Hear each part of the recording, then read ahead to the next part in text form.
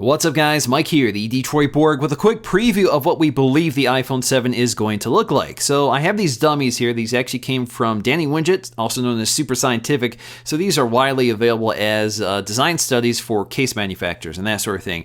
But this pretty accurately reveals what we're going to see this Wednesday when the phone is announced. So I didn't want to be the only one that didn't cover these dummies, so let's dig in to see what is new. So obviously, once again, we have two sizes, 4.7 inch and 5.5 inch, and for the most part, they have the same dimensions. The design differences are fairly minor, so they really consist of new antenna designs, new camera modules, as well as the elimination of the headphone jack. So I think the biggest design improvement here is the reduction of the antenna lines along the back. So they've actually eliminated part of them and rounded them off a bit. So I think this looks a lot better. It doesn't make it perfect, but I think it definitely makes a big design improvement. The other news here is some new cameras along the back.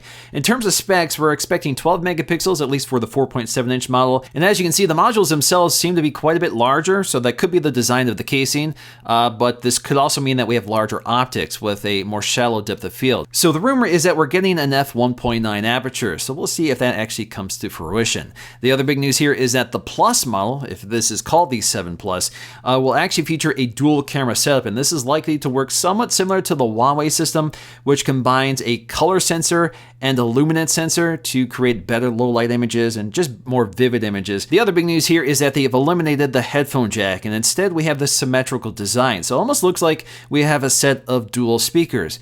But we're not sure if we're actually getting a set of dual speakers. According to the diagrams, we're not actually seeing a speaker behind these outlets, so hopefully it's more than just cosmetic, because that would be kind of disappointing if there's actually nothing behind them besides one microphone. There's also a rumor that we'll also have a more flush home button, so we're going to see if that's the case, but otherwise the design on the front pretty much looks identical to the current phone. The buttons along the side are also the same, so we still have a mute switch, and the power button is also in the same location, along with the nano SIM tray. In terms of specs, we should get the new A10 processor, perhaps 2 gigs of RAM, and we may see a 256 gig capacity option for the Plus models. And as always, colors are a big story with each new iPhone, so we're expected to get 2 new colors, a darker space gray and space black. So we've seen a darker space gray before, we've seen it on the Apple Watch, and we've seen it on the iPod, so we're finally seeing it on the iPhone. Space black is also a color we've seen before on the Apple Watch, which is actually one of my favorite colors, and I'm really excited that's finally making it to the iPhone. It's going to be a very different look for the iPhone because it has a glossy finish instead of the anodized finish that the iPhone has always had. Although Apple is expected to include a headphone adapter with the iPhone 7,